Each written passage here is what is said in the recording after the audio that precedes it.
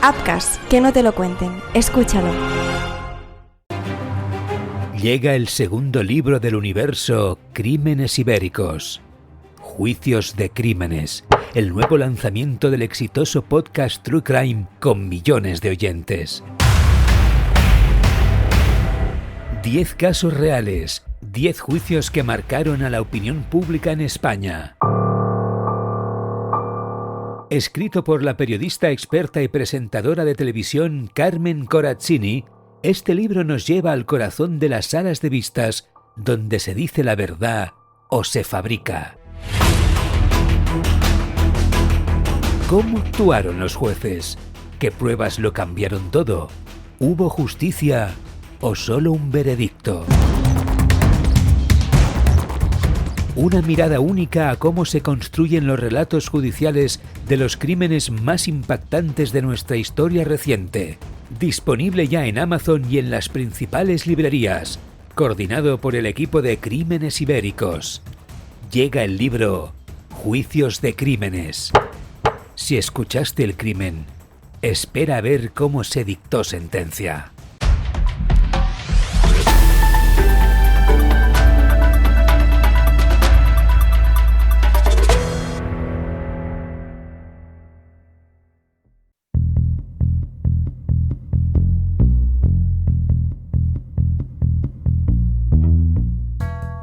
Bienvenidos a un nuevo episodio del análisis del caso en Crímenes Ibéricos. Hoy viajamos a Melilla, al año 2003, para adentrarnos en un entorno doméstico que, bajo una apariencia de normalidad y tragedia encadenada, escondía a una de las criminales más gélidas de nuestra historia. Nos acompaña, como siempre, la doctora María Hernández Moreno. Ella es doctora en Ciencias Forenses, criminalista especializada en visualización y análisis de patrones de manchas de sangre, y docente en el grado de Criminología de la Universidad Isabel I. María, ¿qué tal? ¿Cómo estás? Encantada de acompañaros en otro análisis de caso. Gracias. Hoy cambiamos las manchas de sangre por los tubos de ensayo porque el asesino no dejó ni una huella. Bueno, vamos a contextualizar el caso. Antonio, un padre de familia, muere tras lo que parece una intoxicación accidental por fumigación. Meses después, su hija fallece de forma fulminante y su otro hijo ingresa grave con síntomas idénticos. Lo que parecía una maldición familiar era, en realidad, un plan meticuloso. Francisca Ballesteros estaba administrando gotas de un medicamento letal a sus propios hijos y marido para limpiar su vida y empezar de nuevo con hombres que conocía por Internet. Hoy analizamos cómo la toxicología forense logró cazar a una mujer que mataba sin hacer ruido.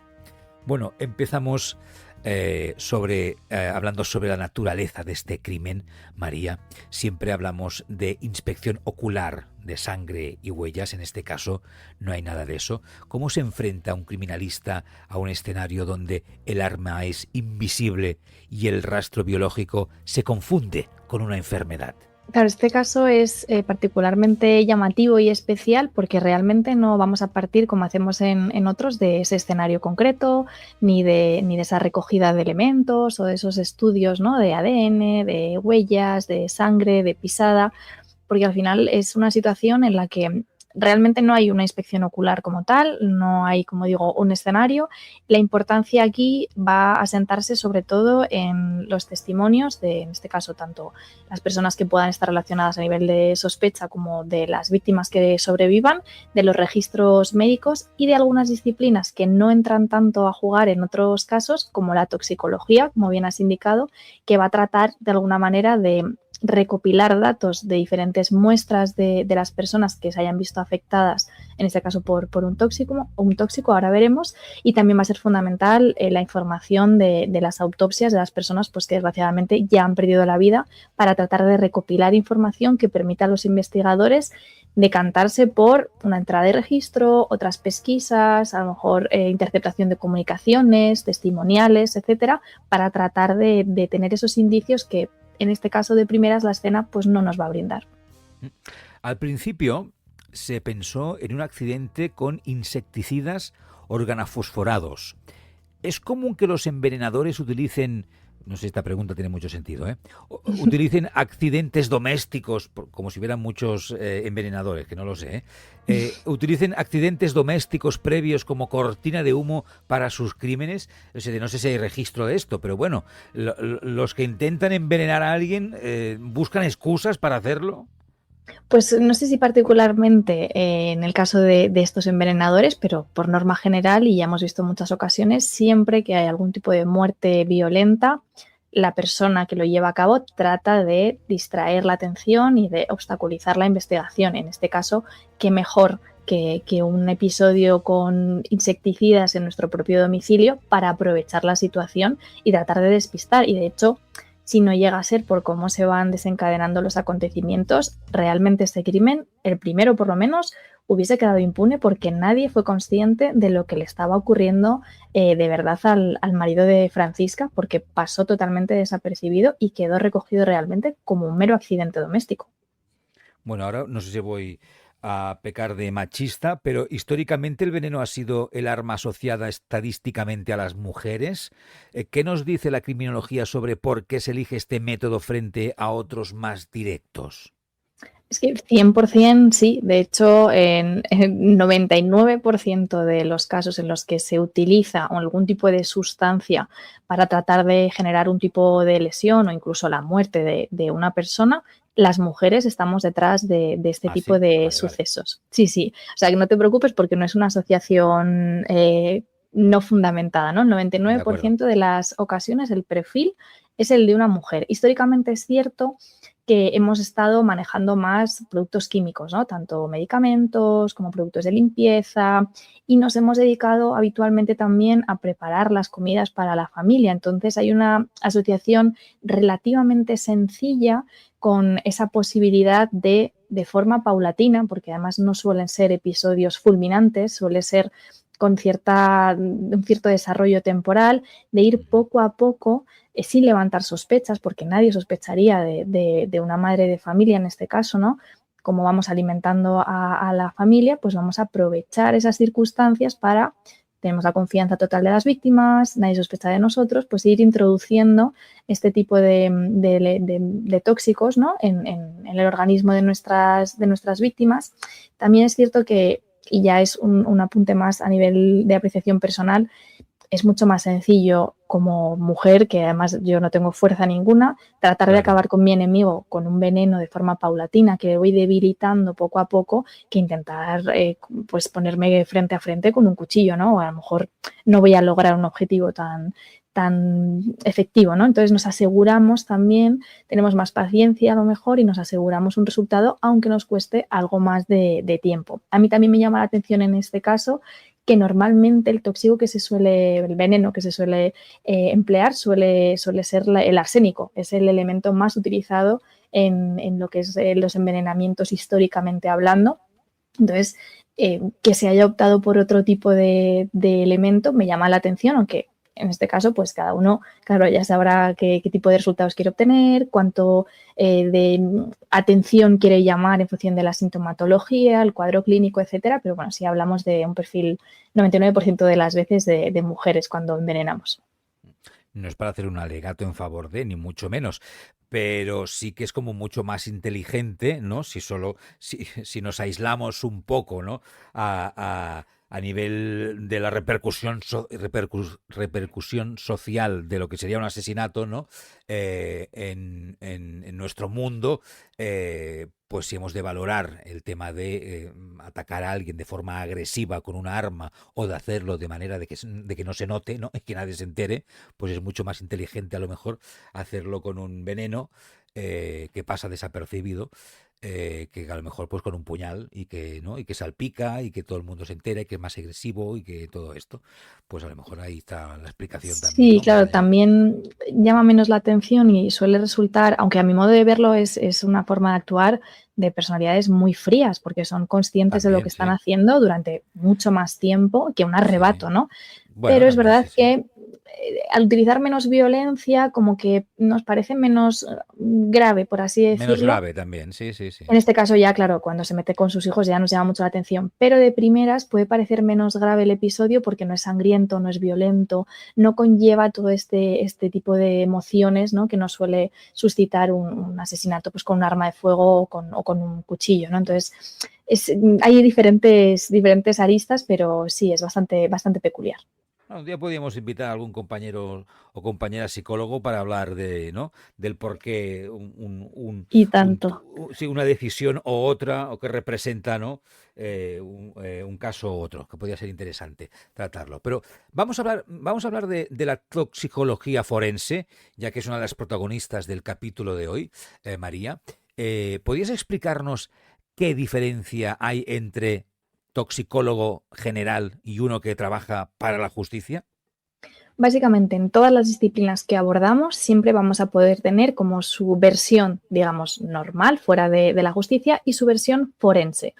Esta apreciación forense lo único que nos da a entender es que lo que va a hacer la disciplina en cuestión, la que sea, es aplicar todos los conocimientos que tenga para auxiliar y tratar de aportar información relevante cuando tiene relación a algún tipo de actividad delictiva o que se sospecha que lo es. O sea, básicamente auxilia a la administración judicial para tratar de desvelar qué es lo que ha ocurrido porque hay un delito o se sospecha que hay un delito. Esa es la diferencia fundamental de la toxicología y de cualquier disciplina cuando utilizamos el forense detrás de ella.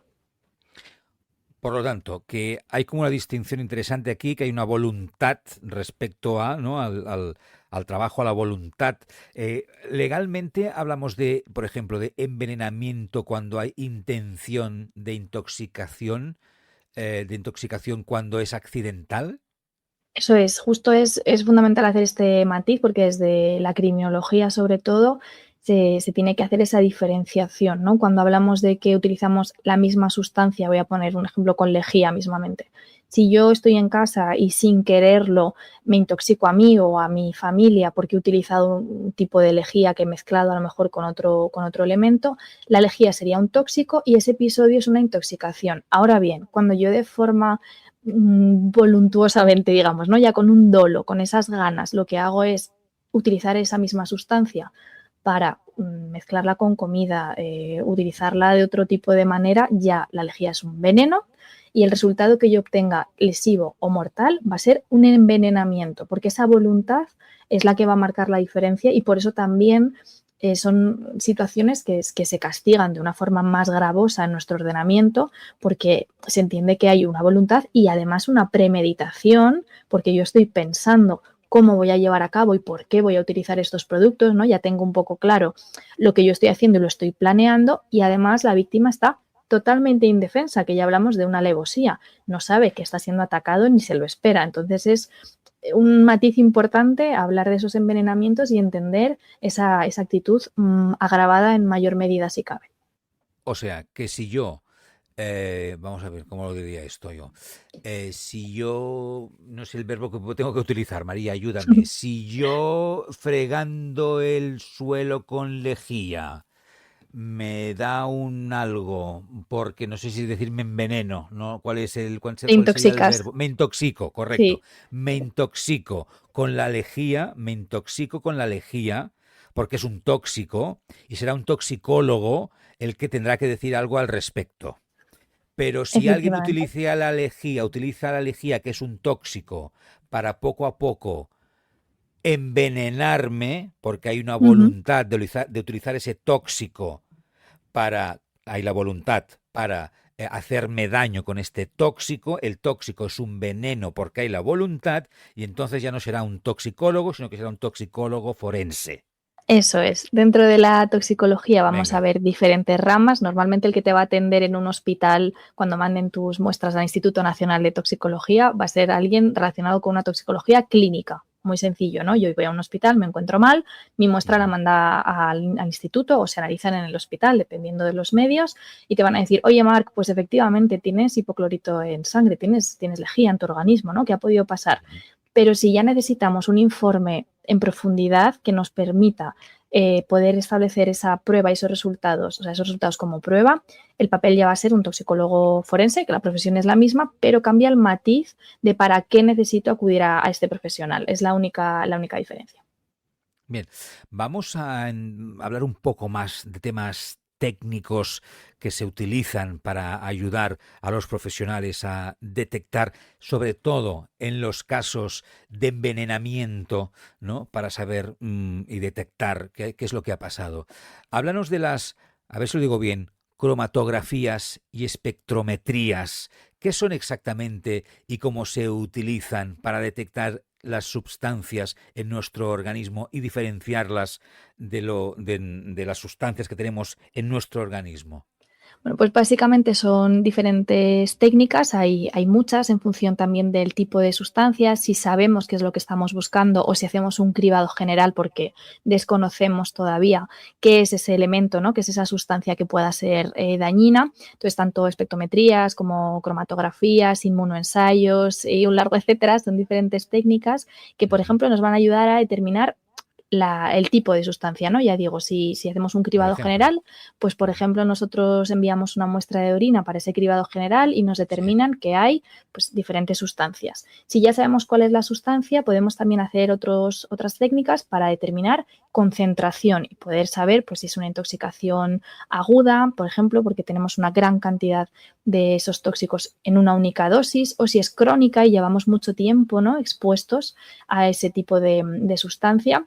Y también podemos incluso pues, establecer las cantidades que hemos podido o no consumir en función de los síntomas, de lo que quede en nuestro organismo. Entonces, el problema aquí va a ser también elegir bien la muestra. Por norma general, en unas personas vivas vamos a hablar de sangre u orina. Puede ser Ujú. también interesante en consumo crónico cabello y uñas porque quedan durante mucho tiempo. Tenemos que pensar que crecen al tiempo que lo hacemos nosotros y que en vez de sangre y orina que cambian y se desechan rápidamente, pues cabello y uñas nos suelen acompañar. Entonces, pues un consumo Ah, de arsénico, como comentaba antes, ¿no?, que es este sí. veneno más famoso, se puede observar en el cabello. Nuestro pelo va a tener esa cantidad de arsénico y vamos a ver cómo crece y si, pues, por ejemplo, lo tenemos en una serie de milímetros, lo asociamos a ciertos meses que han pasado que yo he estado en contacto con ese tóxico, ¿no? O en otras partes internas de nuestro cuerpo, pues a lo mejor trabajando estoy en contacto con plomo, con algún tipo de hidrocarburo y me generan ciertas lesiones internas no lesivas, a lo mejor, o incluso sin síntomas, pero si me hago un análisis concreto, puedo concretar, pues oye, llevo muchos meses expuesto, ¿no? Y en las personas fallecidas, además de sangre, orina, uñas y demás, también podemos acceder evidentemente a órganos internos y van a ser muy útiles, sobre todo riñones e hígado, porque nos ayudan a filtrar estas sustancias o incluso el contenido gástrico si fuese pues un consumo más inmediato, ¿no?, para poder establecer luego con esas técnicas que comentabas qué hemos tomado o qué nos han dado y en qué concentración y cantidad. Claro, pero tanto para este caso como supongo que para otros, y para casos de intoxicación o de envenenamiento, hay sustancias que son difíciles de detectar porque pasan muy camufladas y que a lo mejor, Ujú. corrígeme si me equivoco, en un análisis normal de orina o de sangre, de estos que a lo mejor a ciertas edades pasas como mínimo, si no te pasa nada, pues cada año a lo mejor ya te los hacen, ¿no? En la seguridad social, que a lo mejor pasan camuflados. No sé si fue exactamente en el caso que estamos tratando hoy de Francisca, pero Francisca usó un medicamento para el alcoholismo, no sé si lo digo bien, la cianamida cálcica, que no sé si tiene Ujú. otro nombre, pero que es muy difícil de detectar en una autopsia rutinaria y no sé si en un control rutinario también. ¿Por qué se dice que se camufla en nuestro organismo? Y es uno de estos casos que a lo mejor en un análisis normal de orina o de sangre pasa desapercibido. Sí, porque además tenemos que pensar que cuando el padre ingresa, nadie llega a percibir que tiene estos niveles de la sustancia en sangre, a pesar de que les administraba una cantidad nada desdeñable. El problema en estos casos es que ese medicamento bien pautado no causa ningún tipo de contraindicación, pero con una cantidad elevada empieza a dar lugar a un cuadro clínico que sí que puede ser mortal, como hemos visto, y el problema fundamental es que los componentes mayoritarios van a ser componentes que tenemos en nuestro organismo. Entonces no llama la atención en un análisis porque va a estar compuesto por pues, nitrógeno, por elementos que nosotros como de natural, digamos, ya vamos a tener. Entonces, si no se utiliza una técnica concreta porque sé muy bien lo que estoy buscando y qué niveles van a ser especialmente llamativos, a nivel rutinario no llama la atención porque se camuflan bien y además se metaboliza muy rápido. ¿Qué quiere decir?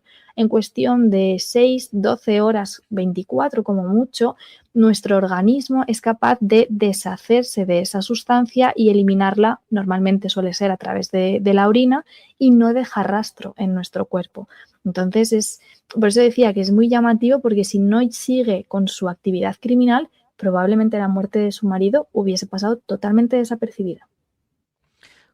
Una pregunta sobre estas sustancias que nos causan, que nos perjudican, pero que se eliminan. ¿Cómo trabajan? Porque una sustancia que en 6, 12, 24 horas las eliminamos, ¿qué quiere decir? ¿Que las eliminamos y ya nos han hecho daño? ¿Qué daño nos han hecho?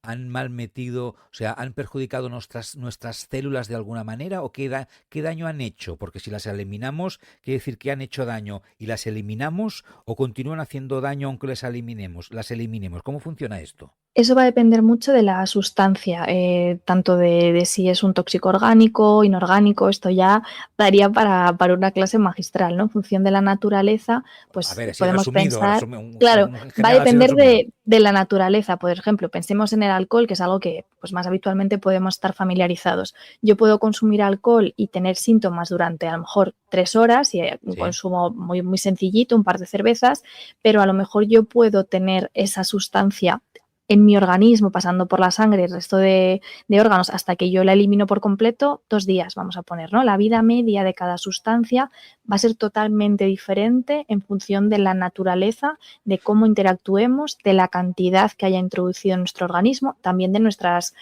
capacidades para biotransformar, que se llama, y eliminar ese elemento. Si somos una persona pues, con una salud mejor o peor, si tenemos algún tipo de medicación que puede interferir con este tipo de elementos. Entonces, va a depender mucho. Evidentemente, en este caso, con la dosis que se les estaba administrando, aunque se metabolizase y se eliminase y digamos a ojos clínicos no fuese tan evidente, el sí. daño estaba hecho y lo vemos con el nivel de deterioro que presentan. Incluso tratando de eliminar el cuerpo esta sustancia día tras día, como siguen recibiendo una dosis muy elevada, no hay capacidad de mejora porque no se les está dejando ese margen de limpieza total, digamos, del organismo, ¿no? Siempre Ya. queda un pozo que internamente, aunque no lo veamos, está generando un daño y no está permitiendo regenerar a las células. Ya. María, al hijo se le tomaron muestras de sangre y orina, pero al padre hubo que exhumarlo. ¿Qué órganos son, una vez muerto ya, porque estamos hablando, hasta ahora estábamos hablando, ¿no?, de hacer análisis en principio cuando el individuo está vivo, pero qué órganos son los chivatos donde el veneno aguanta más tiempo tras la muerte? Pues igual va a depender también un poco de las sustancias, pero por norma general aquellos que ayudan a excretar esas sustancias, entonces sobre todo riñones e hígado, porque son, digamos, los filtros naturales que tenemos. En otras ocasiones, como digo, el tema del pelo y las uñas puede ser muy interesante porque por norma general, si hemos tenido acceso al cuerpo y todavía no está muy esqueletizado o incluso en algunas fases esqueletizado, se suelen conservar porque ya son capas de nuestra piel que están muertas, entonces es más fácil acceder a ellos que a órganos internos. Entonces va a depender un poco, pero sobre todo hígado, riñones y si podemos, por el tipo de sustancia, por ejemplo, drogas de abuso que dan también en el pelo y en las uñas, pues son otros chivatos, como dices, bastante interesantes para también establecer ese consumo crónico, ¿no?, que ha habido a lo largo del tiempo en función de cómo actúe la sustancia. Vamos a la investigación y el registro, porque en el registro domiciliario, al entrar en su casa, se encuentran muchas cremas y sopas congeladas. ¿Este es el almacén del arma en un caso de envenenamiento?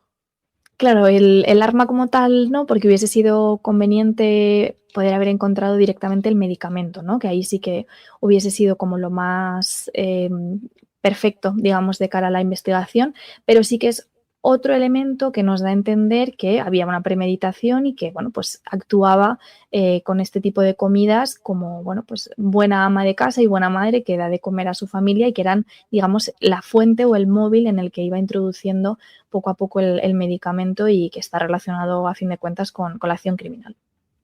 En este caso también hay limpieza. Francisca limpió toda la casa tras la muerte de su hija. No sé si es posible recuperar restos de veneno barra tóxico en un desagüe o en una papelera vacía meses después. A lo mejor en una papelera se ha quedado, digamos, bien conservada, podría tratar de localizarse, pero claro, en el desagüe, sobre todo este medicamento que no, digamos que no presenta una naturaleza especialmente llamativa, porque son elementos que, como digo, se han camuflado bien en nuestro cuerpo, es probable que ni siquiera quede alguno en cantidad suficiente como para llamar la atención, sobre todo en un desagüe, pues evidentemente va a ir con el agua y no va a ser muy difícil. Pero si hubiese en una papelera o en algún tipo de contenedor algo relacionado con el envase o con la pipeta que utilizase para echar las gotas, algún recipiente, un tupper o algo así, ¿no? Que a lo mejor utilizase también, pues a lo mejor en función de las características de ese plástico, si puede absorber o no algo del tóxico, a lo mejor sí, pero es bastante complicado, sobre todo con esas ganas que tuvo, ¿no? De deshacerse de absolutamente todo para tratar de borrar un poco el rastro.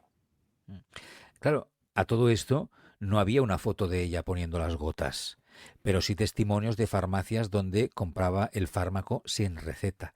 ¿Cómo se construye una condena sin una prueba de cargo directa? Tenemos que jugar una vez más a la prueba indiciaria.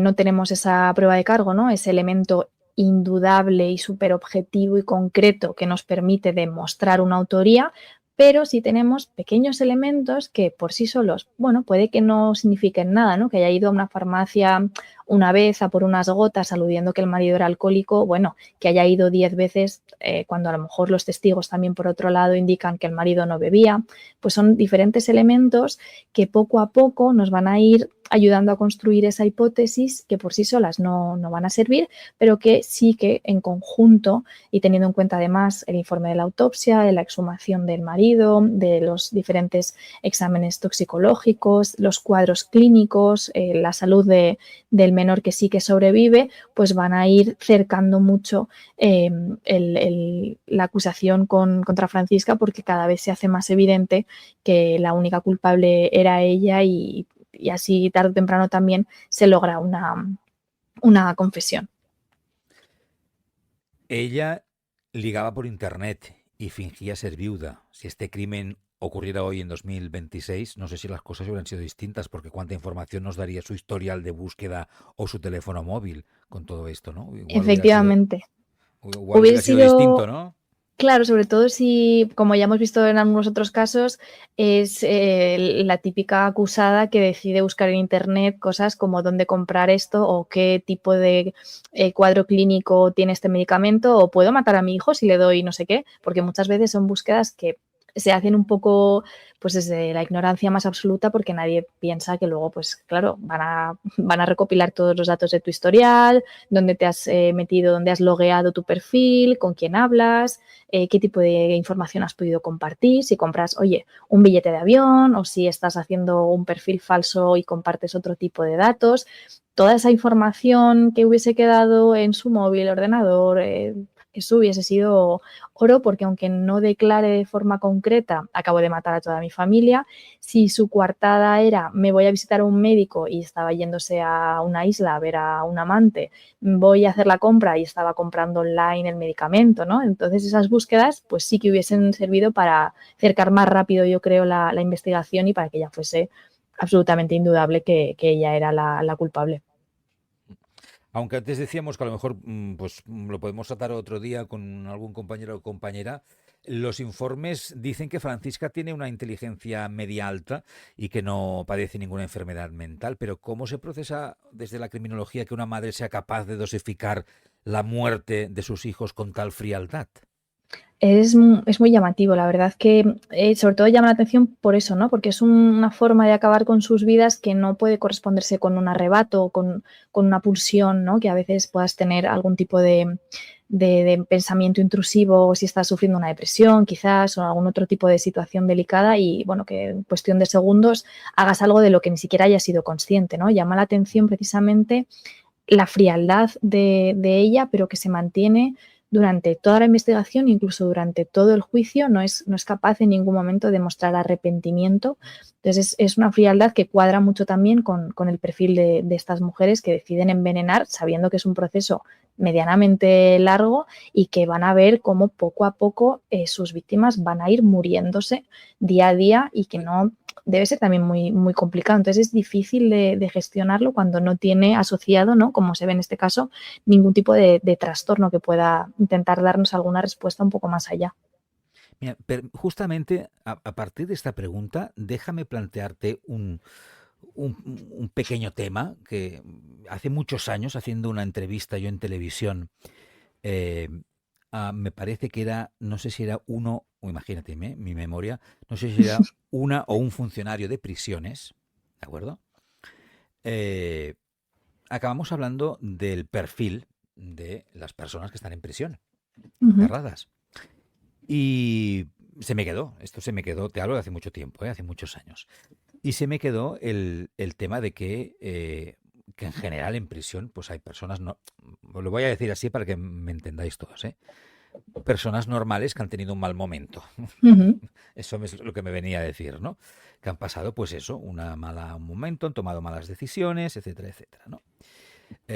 Personas que han tenido pues o desde pequeños pues es un mal entorno, una mala educación, un mal contexto social, económico, educativo, etcétera, etcétera, malas influencias, Eh, pero que también, no sé en qué tanto por ciento, eso es lo que yo entiendo, lo que recuerdo de esa charla, de ese momento, sí que había un porcentaje, no sé cuál era, me parece que no era muy, muy elevado, de algunas personas que eran malas, ¿no? ujú.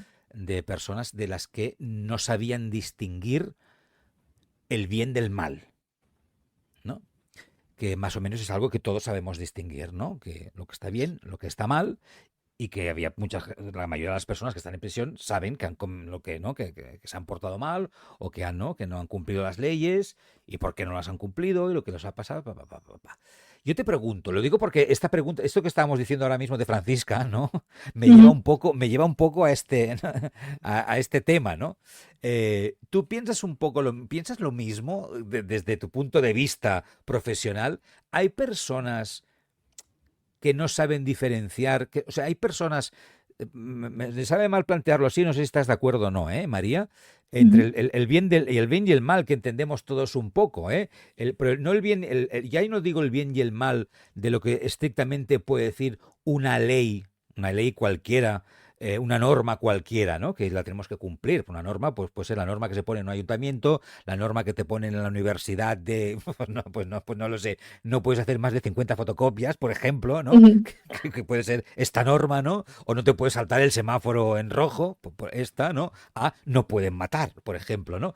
Pero no puedes matar ya llega a una norma ya mucha más general, ¿no? Del bien y el mal, ¿no?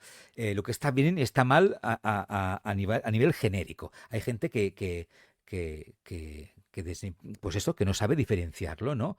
Una cosa es, yo tengo hambre y a lo mejor tengo tanta hambre que necesito entrar a una tienda y robar unas magdalenas y unas manzanas porque necesito comer, ¿sí? Pero no te voy a clavar un puñal Mm. en el estómago para matarte. Pero hay gente que es igual, es dame la cartera, no me la das, te clavo un puñal y me llevo la cartera. Y me es igual que te mueras porque no tengo, en mis esquemas no entra eso. Hay gente, ¿tú piensas que hay gente que es así? Sí, o sea, desgraciadamente, claro, desde la criminología tenemos que establecer que, como tú comentabas, ¿no? Esas personas que son normales, por así decirlo, y únicamente se han visto pues, en un momento de, podemos decir, necesidad o en un momento en el que a lo mejor no estaban pasando por una situación sencilla, toman una mala decisión. Bueno, pues hay diferentes factores desde la criminología que tratan de explicar en muchas ocasiones por qué se lleva a este tipo de situaciones, y son factores que pueden estar relacionados con el entorno, con un tipo de desarrollo en la infancia, con diferentes estímulos, a lo mejor, ¿no? Que cuando se combinan pueden dar lugar, pues, a este tipo de momentos en los que ya no me importa nada porque vengo de, a lo mejor, pues estoy en los márgenes, ¿no? Estoy en una familia totalmente desintegrada, estoy en un mal entorno y me estoy pues empezando a juntar con una cierta pandilla, no veo tampoco oportunidades laborales. Entonces, bueno, eso nos puede llevar a lo mejor, ¿no? A, bueno, pues pensar con un desencadenante final en el que me acaban de quitar mi única fuente de ingresos o acaban de hacer algo a un miembro de mi familia, pues yo exploto, por así decirlo, y ya no me queda nada, me da lo mismo, no me importa, como tú dices, pegarte una puñalada. Pero también es verdad que hay en ciertos momentos en los que sí que vemos personas que decimos, esta persona es que es mala, es que lo ha hecho con mala fe, lo ha hecho de verdad sabiendo que hace un daño. Y aquí ya podemos hablar de diferentes aspectos psicológicos, ¿no? Que muchas veces también yo creo que nosotros a nivel humano nos apetece pensar que siempre hay una razón detrás de que alguien actúe de esa manera, porque de alguna forma también nos protege un poco el pensar que, jolín, pero esto es una situación muy, muy concreta, ¿no? Claro. Ya. Porque si no sería un poco desalentador pensar que realmente estamos rodeados de personas que pueden ser malas por pura naturaleza. Bueno, ya. Pero en el Entonces, caso claro, de Francisca, quiero decir, el caso el caso de Francisca, yo el caso de ¿dónde lo Francisca pones? ¿Es lo una persona encasillo. con su familia y sus hijos que los mata todo puntualmente porque se quiere acostar o enrollar o tener sus romances con otros señores?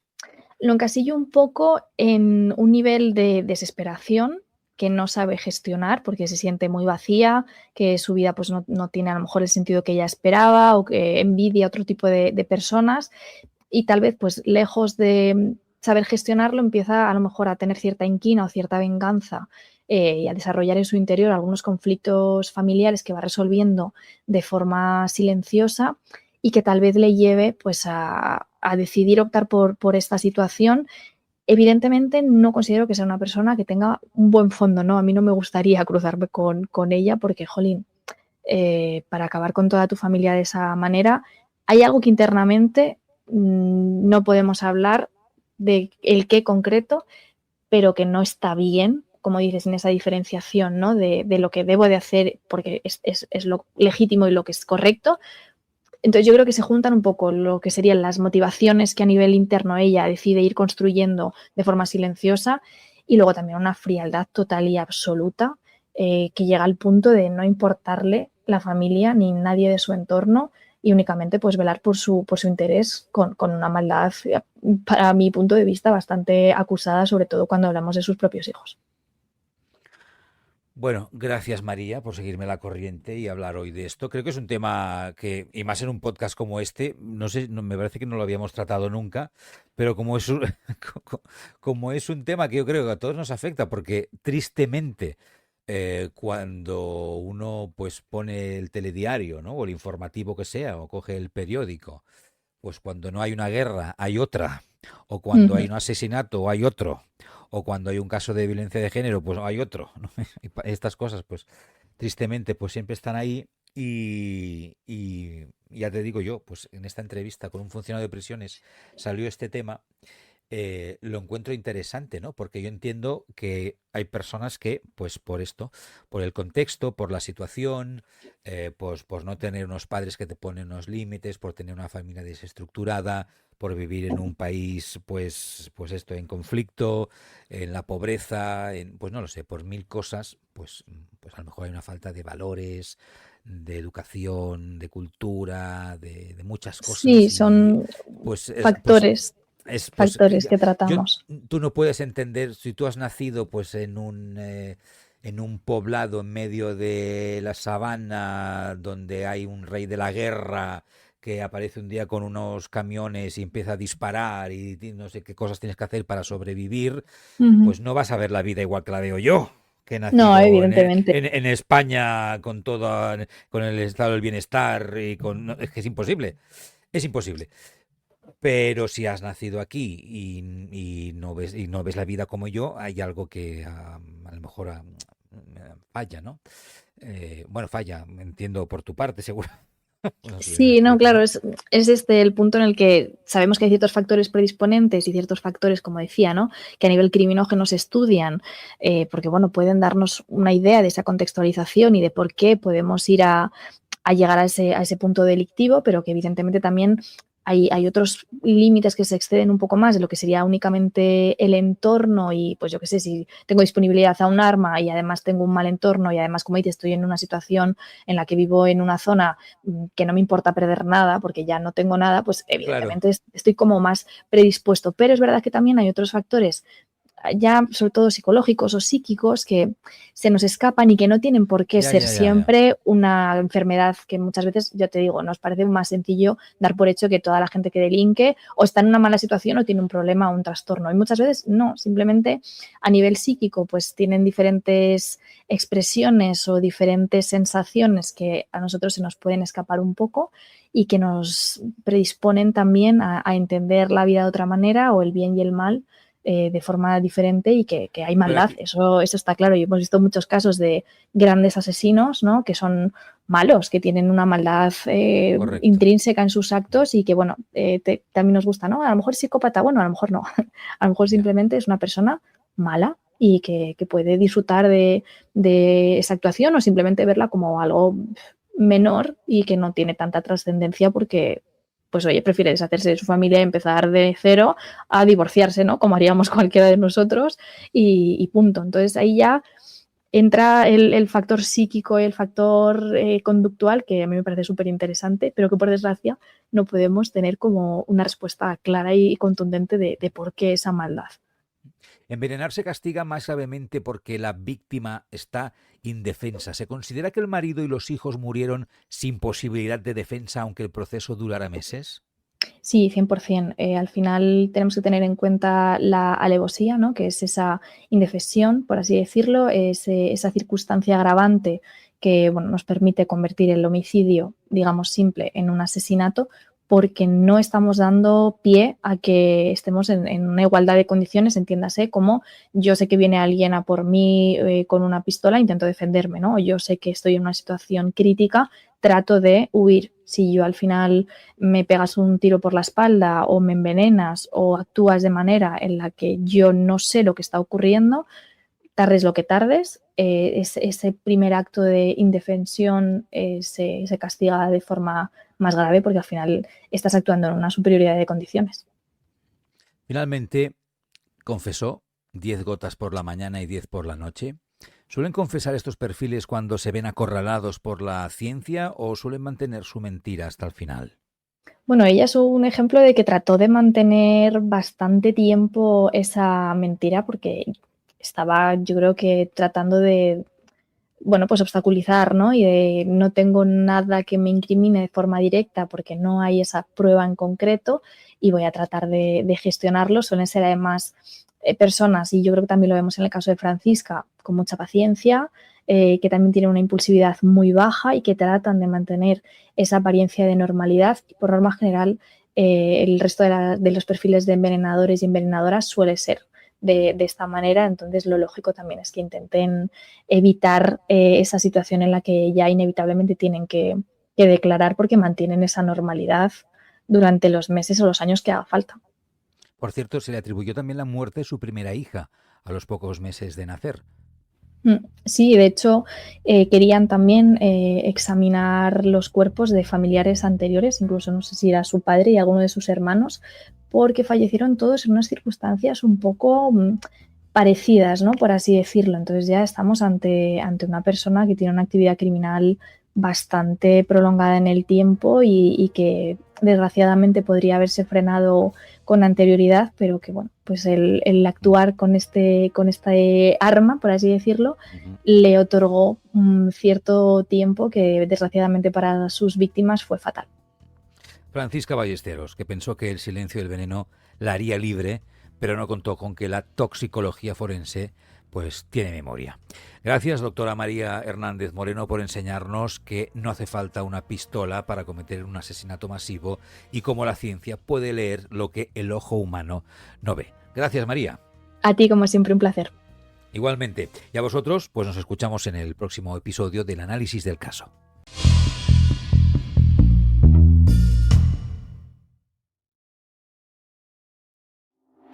Pon la palabra Appcast en el buscador de tu plataforma de podcasting y conoce todas nuestras producciones. Appcast, que no te lo cuenten, escúchalo. Supe que el fútbol era demasiado pequeño para mí, que ya no bastaba con ser leyenda. Tenía que convertirme en algo más grande, en mito, en presidente. Esta no es una historia sobre política, es una historia sobre lo que pasa cuando un país confunde gloria con salvación. ¡Santiago Galán! ¡Eres eterno! ¡Gol para la... Dicen que el poder revela quién eres, pero hay hombres a los que el poder no revela nada, solo los desata. Nací en el campo de batalla y aquí estoy. Por fin vamos a cambiar las cosas. Vamos a devolver a España su lugar. En una noche como esta, no se debate, se sobrevive. Porque este país se mide no por cómo trata sus más ricos, sino por cómo cuida a los que más lo necesitan. En la víspera del debate más importante de una nación, un líder está dispuesto a quemarlo todo. ¡Seguridad! ¡Llévense a Raquel ya! ¡Lo tenéis todo grabado! Somos dinamita. Somos inevitables. Una ficción sonora de Joan Prats protagonizada por Hugo Silva. El Partido del Poder, de Appcast. Disponible en las plataformas de podcasting.